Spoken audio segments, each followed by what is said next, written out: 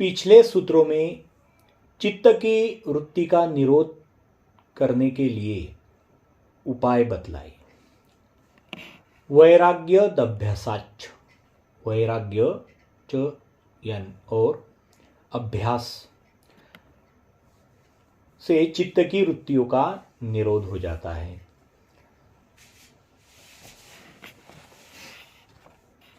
और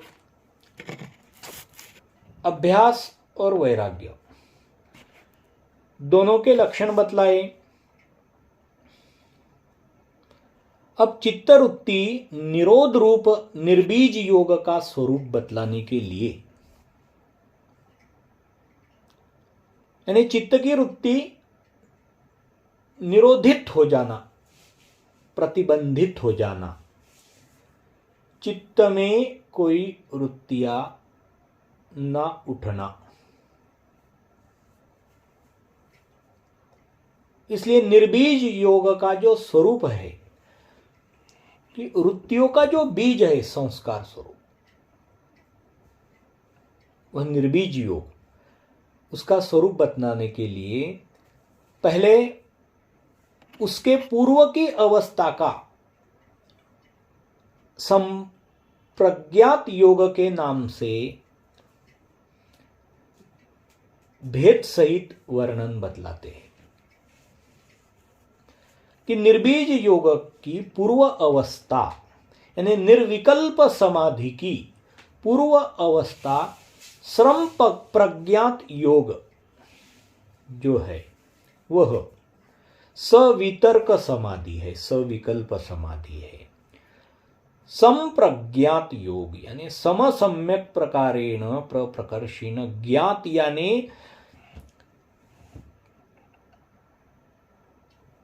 विषय वस्तु का ज्ञान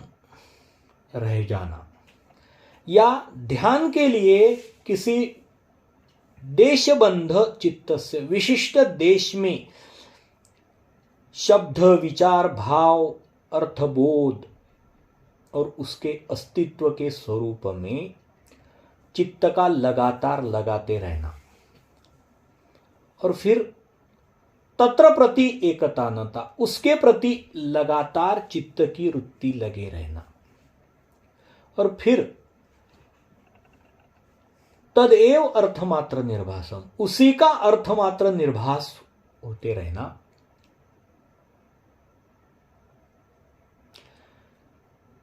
यह संप्रज्ञात योग कहा जाता है, यानी उसमें किसी विशिष्ट विषय वस्तु का अभिज्ञान रह जाता है, या ध्यान के लिए विषय वस्तु को चुना जाता है, उसके जो भेद है वो बतलाते हैं कि वह संप्रज्ञात योग के जो भेद है, उसके जो प्रकार है, उसमें जो अवस्थाएं होती है वह कौन सी होती है। वितर्क विचारानंदास्मितानुगमा संप्रज्ञात हो, वितर्क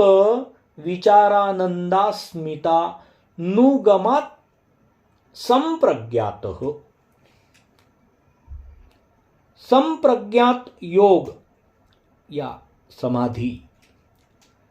की अवस्था में जो भेद है, विकल्प है, वह कौन कौन से हैं? वितर्क, विचार, आनंद और अस्मिता। इन चार विकल्पों से, इन चारों के संबंध से युक्त चित्तवृत्ति का जो समाधान रहता है वह संप्रज्ञात योग समाधि कहलाती है। यानी जिस योग में, जिस ध्यान साधना करते समय वितर्क, कोई ना कोई शब्दों के अर्थ वितर्क लिए जाते हैं, और विचार, ध्यान के लिए इप्सित विषय वस्तु के संबंध में विचार और उन विचारों के पीछे के अभिप्रेत भाव से उपजने वाला आनंद, इप्सित वस्तु विषय वस्तु के प्रति जो समरसता की समर्पण की भूमिका होती है, उससे भावपूर्ण होने वाला जो आनंद और अस्मिता, अस्मि यानी होने का, अपने होने का, और वितर्क विचार और आनंद के भी होने का, स्वयं के होने का, और स्वयं के होने के साथ साथ जो इप्सित विषय वस्तु ध्यान के लिए चुनी गई है, उनके संबंध के शब्द अर्थों के वितर्क और विचार तथा उनके पीछे के भाव और उनसे आने वाला आनंद। यह 4 प्रकार के संबंध से युक्त चित्तवृत्ति का जो समाधान रहता है, यानी चित्त की वृत्तियों में जो अक्लेश कारक इन वितर्क विचार आनंद और अस्मिता का विधायक उपयोग किया जाता है, वह संप्रज्ञात योग कहा जाता है। अभी संप्रज्ञात योग के ध्येय पदार्थ 3 माने गए हैं, ग्राह्य, ग्रहण और ग्रहिता। इन 3 प्रकार से संप्रज्ञात योग बनता है, पूरा होता है। ग्राह्य यानी जो ग्रहण किया जाने वाला रहता है उसे ग्राह्य कहते हैं। तो ग्रहण करने में आने वाला इंद्रियों का स्थूल और सूक्ष्म विषय, इंद्रियों का स्थूल रूप रंग आकार मानात्मक विषय या किसी भी ज्ञानेंद्रियों का स्थूल विषय और उनके सूक्ष्म विषय, यानी उनकी अनुभूत तन्मात्राएं, यह ग्राह्य। और ग्रहण, जो ग्रहण करते हैं वह इंद्रिया और अंतःकरण रहते हैं।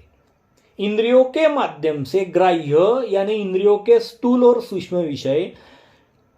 अंतःकरण के जरिए ग्रहण किए जाते हैं, इसलिए ग्रहण यानी इंद्रिया और अंतःकरण। और ग्रहिता यानी अंतःकरण के साथ एकरूप हुआ पुरुष, वह ग्रहिता यानी ग्राहक, ग्रहण करने वाला। इस तरह से ग्राह्य, ग्रहण और ग्रहिता, इन 3 भेदों से संप्रज्ञात योग पूरा होता है।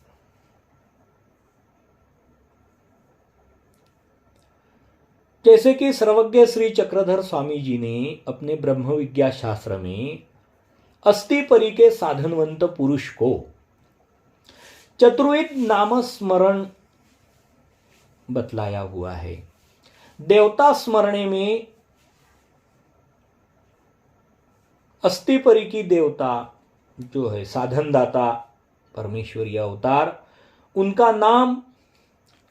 यह नाम एक विचार है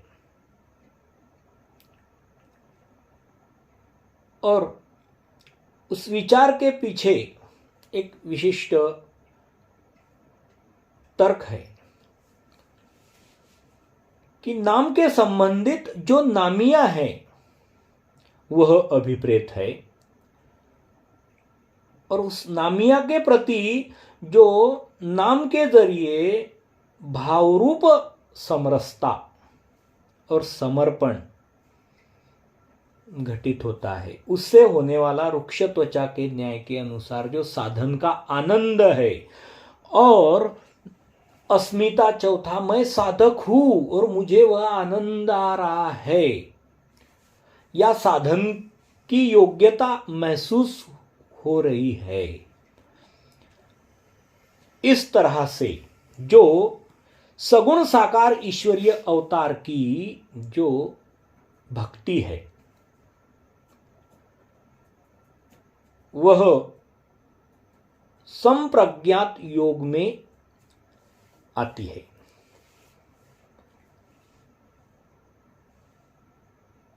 जब ग्राह्य पदार्थ के स्थूल रूप में समाधि की जाती है,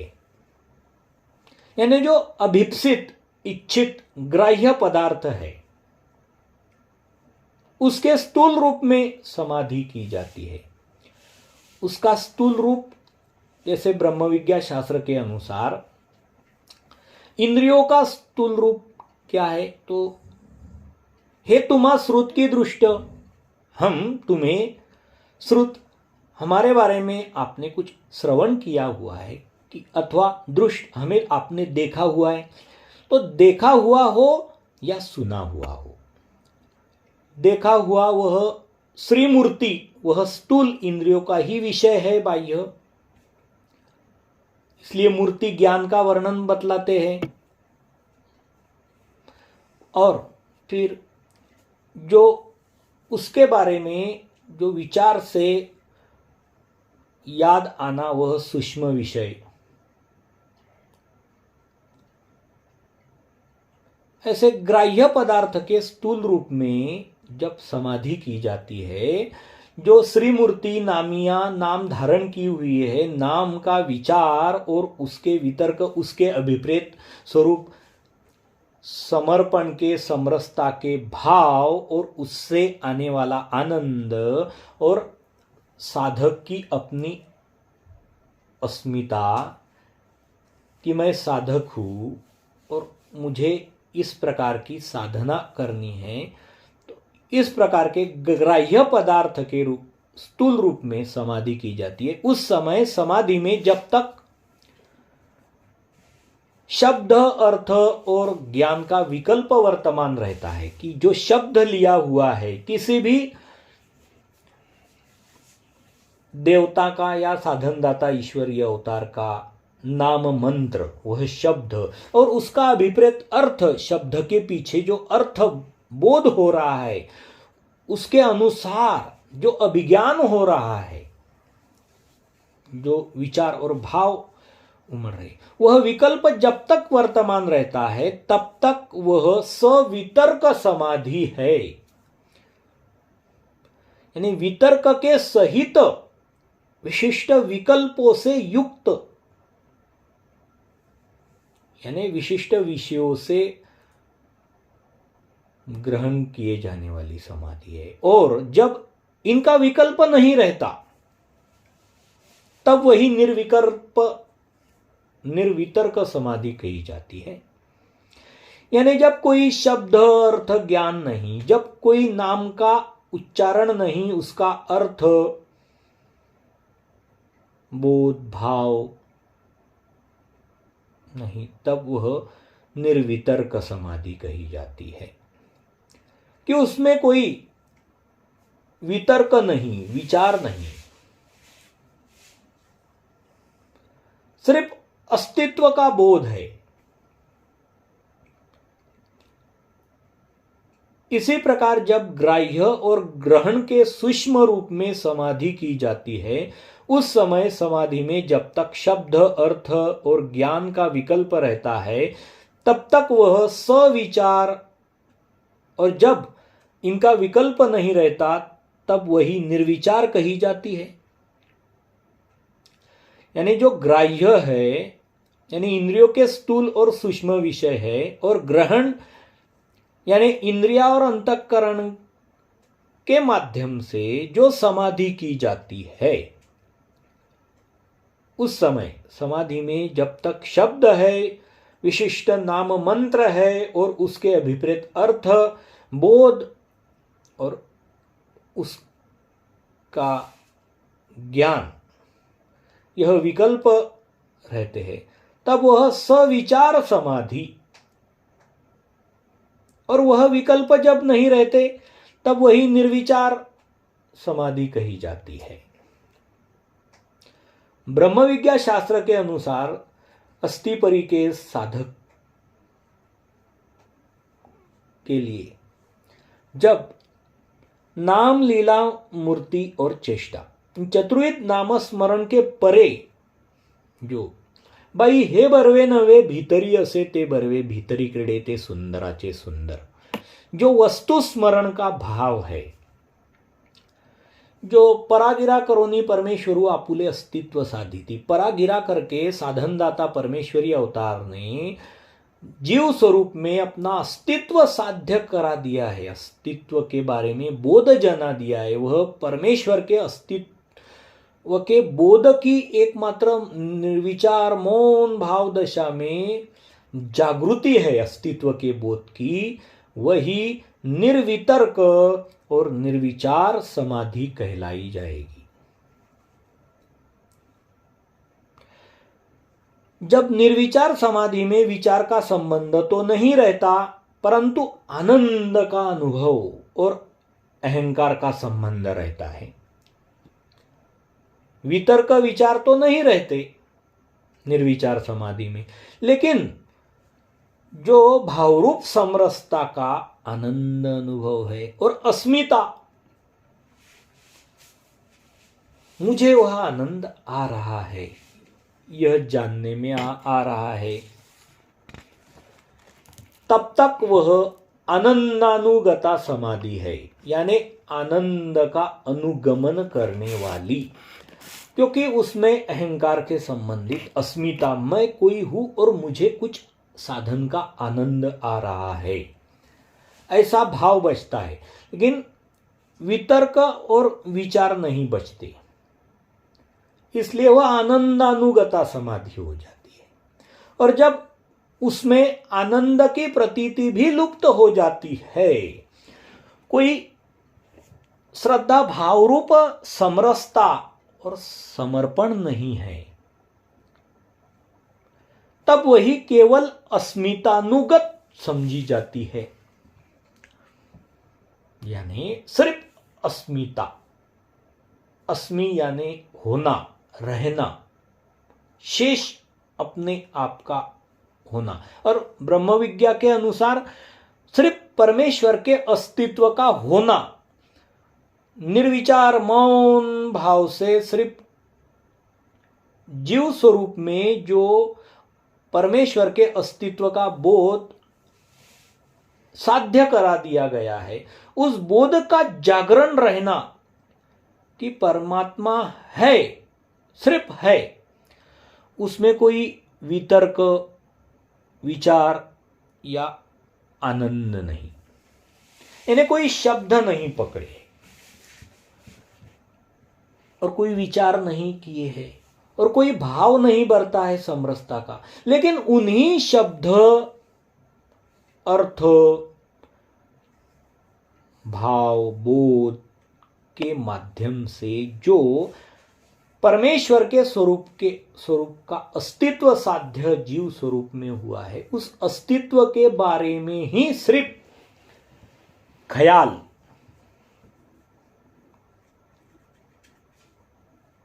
उस परमेश्वर के अस्तित्व को ही निहारना, वह परमेश्वर के अस्मितानुगत समाधि